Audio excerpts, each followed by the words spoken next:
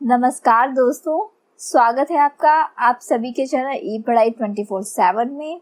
इस वीडियो में हम नेटवर्क के बेसिक्स डिस्कस करेंगे जो काफ़ी यूज़फुल है डिफरेंट एग्ज़ाम्स के लिए, जिनमें RRB JE, SSC JE, BSNL GTO, IAS, GATE, DMRC और भी काफ़ी सारे पीएसयू और स्टेट बोर्ड के एग्ज़ाम हैं जिनके लिए ये वीडियो काफ़ी यूज़फुल है। इस वीडियो में आपको नेटवर्क सिस्टम के बेसिक्स बताए जाएंगे जो इलेक्ट्रिकल और इलेक्ट्रॉनिक्स और इंस्ट्रूमेंटेशन सभी ब्रांचेस के लिए काफ़ी ज़्यादा इम्पोर्टेंट है और ये रिवीजन टाइप के नोट्स हैं। आपको एग्ज़ाम में काफ़ी क्वेश्चन डायरेक्ट इस वीडियो से ही मिल जाएंगे। वीडियो स्टार्ट करने से पहले मैं आप सभी से रिक्वेस्ट करती हूँ, अगर आपने हमारे चैनल को अभी तक सब्सक्राइब नहीं किया है तो सब्सक्राइब कर लीजिए और बेल आइकन को प्रेस कर लीजिए ताकि आपको इस तरह की इंफॉर्मेटिव वीडियोस टाइमली मिलती रहें। Current, electric current is the time rate of change of charge flow, that means I equal to dq/dt और करंट की यूनिट होती है एम्पियर। अगर हम ये चेक करें charge transferred between time t0 and t, then charge होगा हमारा q is equal to integration of t0 to t I dt। Voltage और पोटेंशियल डिफरेंस होता है energy required to move a unit charge through element, और voltage को हम measure करते हैं वोल्ट में। Power is the time rate of expending और एब्जॉर्बिंग एनर्जी। अगर हम यहाँ डायग्राम से देखें तो फर्स्ट डायग्राम में अगर चेक करें तो P is equal to plus VI है, that means it is the power absorbed, और सेकेंड डायग्राम में P equal to minus VI है क्योंकि करंट की डायरेक्शन अपोजिट है तो पावर डिलीवर्ड होगा। इलेक्ट्रिकल सर्किट्स में law of conservation of energy obey होती है, और सेकेंड है अलजेब्रिक सम पावर का किसी भी सर्किट में at any instant of time must be equal to 0। Circuit elements, first है रेजिस्टर। रेजिस्टर एक लीनियर और बायलैटरल एलिमेंट है। Bilateral means it conduct from both direction. Time domain में V इक्वल टू IR होगा, जहां V voltage और current time के functions हो सकते हैं। अगर लैप्लेस डोमेन की बात करें that means VS voltage S equal to ISR होगी। रेजिस्टेंस का फॉर्मूला है R equal to rho L by A, जहाँ पे रो रेजिस्टिविटी होती है, L is the length of wire and area is denoted by A। Resistance की unit ohm होती है। अगर हम वायर को एक्सटेंड कर दें n टाइम्स तो इसकी वजह से रिजल्ट में हमें इंक्रीमेंट मिलेगा रेजिस्टेंस का। R डैश से अगर डिनोट करेंगे तो R dash equal to n square R होगा। वहीं अगर हम कंप्रेशन करें वायर में n टाइम्स तो इसकी वजह से रेजिस्टेंस हमारी डिक्रीज हो जाएगी, और R डैश से अगर डिनोट करेंगे तो R डैश इक्वल टू होगा R by n square. Capacitor भी हमारे लीनियर और बायलैटरल एलिमेंट होते हैं, लेकिन इलेक्ट्रोलिटिक कैपेसिटर एक ऐसा कैपेसिटर है जो यूनिलैटरल होता है। टाइम डोमेन में करंट होगा IT equal to C dVt/dt, और वोल्टेज होगी कैपेसिटर में 1/C integration minus infinity to T IT dt। अगर इसे S डोमेन में चेंज करेंगे लैप्लेस में तो करंट की वैल्यू होगी IS इक्वल टू SCVS, क्योंकि dVt/dt जो हमारा डिफरेंशिएशन है ये अगर लैप्लेस में चेंज करेंगे तो ये S आ जाता है इसके साथ। वैसे ही वोल्टेज S डोमेन में हो जाएगी VS equal to 1/SCIS। Capacitor allow नहीं करता सडन चेंज ऑफ वोल्टेज को जब तक इम्पल्स ऑफ करंट हम अप्लाई नहीं करते। कैपेसिटर में जो एनर्जी स्टोर होती है वो in the form of electric field होती है, और पावर डिसिपेशन आइडल कैपेसिटर में देखेंगे तो power dissipation in ideal capacitor is 0। Inductor एक लीनियर और बायलैटरल एलिमेंट है। टाइम डोमेन में वोल्टेज देखेंगे Vt equal to L di/dt और करंट होगा It equal to 1/L integration infinity to t Vt dt। S domain में change करेंगे तो Vs equal to SL Is और करंट हो जाएगा Is equal to 1/SL Vs। Capacitor की तरह इंडक्टर भी अलाउ नहीं करता सडन चेंज ऑफ करंट को जब तक कि इम्पल्स ऑफ वोल्टेज हम अप्लाई नहीं करेंगे। और इंडक्टर स्टोर करता है energy in the form of magnetic field.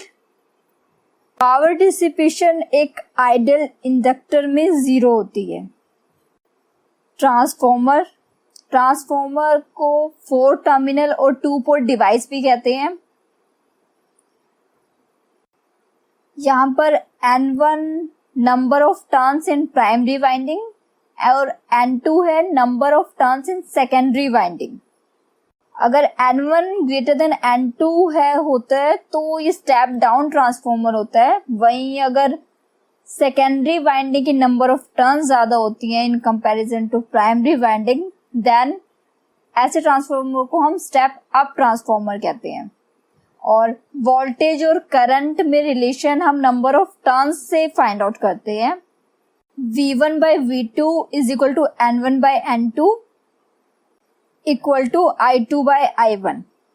N1/N2 को K से डिनोट भी कर सकते हैं और K को टर्न रेशियो कहा जाता है क्योंकि N1 हमारे number of turns primary winding के हैं और N2 नंबर ऑफ टर्न्स हमारे सेकेंडरी वाइंडिंग के हैं, तो इन दोनों का रेशियो है, इसे टर्न्स रेशियो भी कहते हैं। ट्रांसफॉर्मर एम्पलीफायर की तरह वर्क नहीं करता है क्योंकि करंट डिक्रीज करता है, सेम अमाउंट में पावर रिमेन्स कांस्टेंट। गायरेटर में डायग्राम अगर देखें हम तो K डिनोट करता है gyration ratio. V1/I2 equal to -KK होता है और V2/I1 इक्वल टू +KK। इसमें हमें 180 डिग्री फेज शिफ्ट मिलता है गायरेटर के केस में। अगर लोड कैपेसिटिव होता है तो इनपुट इम्पीडेंस इंडक्टिव होगा। सिमिलरली अगर लोड इंडक्टिव है तो इनपुट इम्पीडेंस कैपेसिटिव मिलेगा। गायरेटर का यूज हम सिमुलेशन पर्पस के लिए करते हैं, equivalent value of inductance find out करने के लिए। वोल्टेज सोर्स, अगर यहाँ डायग्राम से देखें तो first diagram ideal voltage source का है और सेकेंड जो डायग्राम है वो प्रैक्टिकल वोल्टेज सोर्स का है।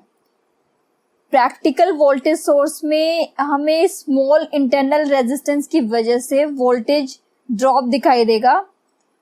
वोल्टेज अक्रॉस एलिमेंट हमारी वेरी कर रही है with respect to the current, और वही आइडल के केस में ये वोल्टेज हमारी कांस्टेंट है।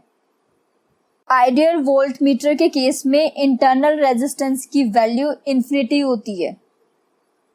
करंट सोर्स, अगर हम डायग्राम से देखें तो first diagram ideal current source का है जिसमें करंट की वैल्यू कांस्टेंट है, वैरी नहीं कर रही है। वहीं अगर प्रैक्टिकल करंट सोर्स की बात करें तो करंट हमारा डिक्रीज कर रहा है, वैरी कर रहा है with respect to the voltage, और जो ये वेरिएशन है ये स्मॉल इंटरनल रेजिस्टेंस जो प्रैक्टिकल करंट सोर्स में होता है उसकी वजह से ये वेरिएशन हमें यहाँ देखने को मिल रहा है। आइडियल एमीटर के केस में इंटरनल रेजिस्टेंस की वैल्यू 0 होती है। इंडिपेंडेंट सोर्स, वोल्टेज और करंट सोर्स की वैल्यू डिपेंड नहीं करती किसी और पैरामीटर पर, जैसे कि जनरेटर और मॉसफेट। वही अगर डिपेंडेंट सोर्स की बात करें तो वोल्टेज और करंट सोर्स की वैल्यू डिपेंड करती है बाकी सभी पैरामीटर पर भी, like current, voltage, different branch.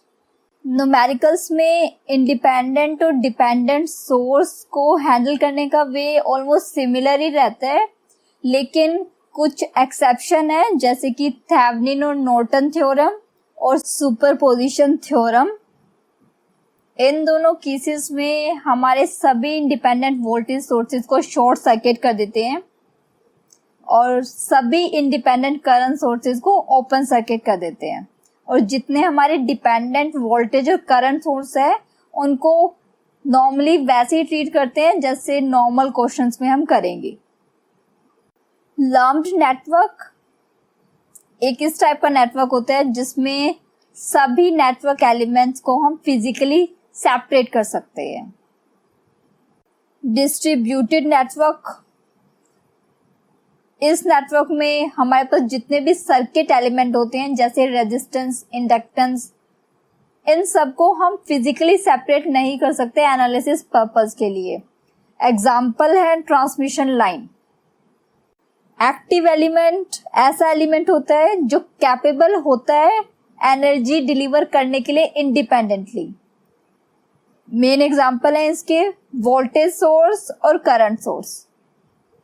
वहीं अगर पैसिव एलिमेंट की बात करें तो अगर एलिमेंट कैपेबल नहीं है एनर्जी डिलीवर करने के लिए तो वो पैसिव एलिमेंट की कैटेगरी में आता है, जिसमें एग्जाम्पल है रेजिस्टर, इंडक्टर और कैपेसिटर। लीनियर एलिमेंट, अगर वोल्टेज और करंट आपस में रिलेटेड है विद अ कांस्टेंट कोफिशिएंट तो ऐसे एलिमेंट हमारे लीनियर एलिमेंट होते हैं।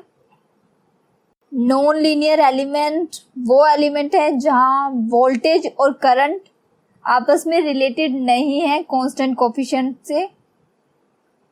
बाय डायरेक्शनल, ऐसे एलिमेंट जिनकी कैरेक्टरिस्टिक इंडिपेंडेंट है डायरेक्शन ऑफ करंट के तो वो बाय डायरेक्शनल एलिमेंट होते हैं। इसमें एग्जाम्पल है रेजिस्टर, इंडक्टर, कैपेसिटर। यूनिडायरेक्शनल में एलिमेंट की कैरेक्टरिस्टिक इंडिपेंडेंट नहीं होती डायरेक्शन ऑफ करंट के, दैट मीन्स डिपेंडेंट होती है डायरेक्शन ऑफ करंट के। इसमें एग्जाम्पल होते हैं डायोड जो एक यूनिडायरेक्शनल एलिमेंट है। वोल्टेज, करंट सोर्सेज भी हमारी यूनिडायरेक्शनल एलिमेंट की कैटेगरी में आते हैं। सभी linear element by directional property को फॉलो करते हैं। इंटरनल रेजिस्टेंस, अगर वोल्टेज सोर्स में देखें तो सीरीज में कनेक्ट होता है सोर्स के, और internal resistance ideal voltage source में 0 होता है। वहीं अगर करंट सोर्स की बात करें तो इंटरनल रेजिस्टेंस करंट सोर्स के पैरेलल में कनेक्टेड होता है, और internal resistance ideal current source में इनफाइनाइट होता है। Thanks for listening. अगर आपको ये वीडियो यूजफुल लगी तो please do like, share and subscribe my channel and also hit the bell icon for more videos. Thank you.